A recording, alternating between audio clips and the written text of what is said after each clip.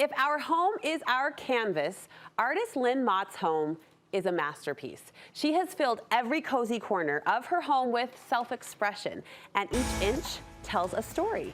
We continue our Happy Place series with a peek inside this happy place and space. Hello, welcome to my happy place.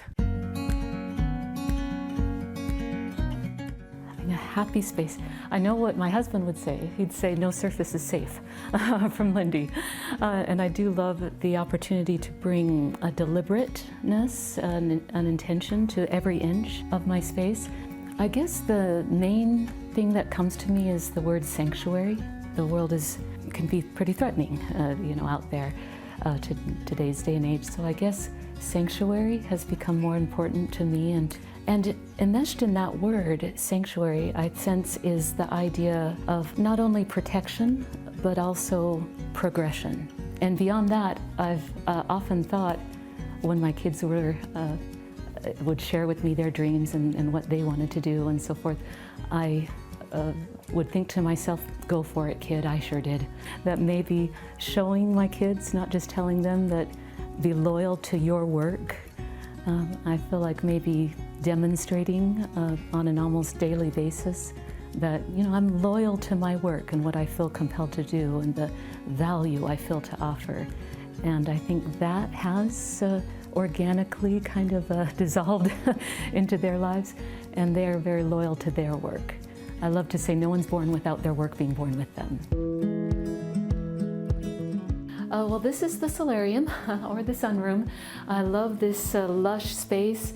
Some stained glass windows that I was able to design, and we were able to imply lace in stained glass through some unique sandblasting. And I find that plants are happiest with friends.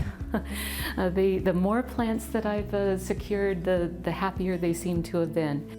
My son, Johnny, found a Christmas card that he really liked. It was a winter scene of an aspen forest, and he liked it because it was a little more monochromatic. That's his temperament and his affinity. So we created something that was a little more clean and peaceful in his bedroom. I love this area. The blooming geraniums are always terrific, and opportunity to enjoy the outside from in, the garden, and all seasons of the year can enjoy through looking through this kind of picture window.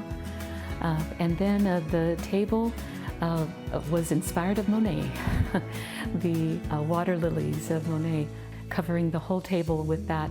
And there are 4 camouflaged frogs in there. I've noticed that when I want my life to be more transparent, I noticed that I wanted to take out all the closets in the house. And we did. We took out the closets, replaced them with armoires and dressers so that the room breathed and so that my collections were out and not hidden away. We took off the top of coffee tables and put on glass. We put frames around paintings so that it behaves, it stays isolated. The energy of the painting doesn't drip out all over the house and cause trouble. Because a painting and art, a beautiful lie that tells the truth, it often can remind us of our potential, of how life could be if we would pay more attention. So I like that idea that in this space, I've had the opportunity to take the frame off and just let you walk in to the work and be surrounded and enmeshed in it. And suppose that's what I love. I'm very intrigued by the idea that everyone has a book of life, a way in which everything they've thought, said, done, served is recorded. So I guess I think of my house as my book of life. That you literally can go from room to room and see my passion projects, my self-improvement projects, my interests. It's very apparent, it's very visual. And I'm sure that everyone, perhaps at some point in another sphere, will be able to walk through each other's book of life and see those things. I tell people, you don't really know me until you've been to my home. After you've been here, you know more than you ever needed to know.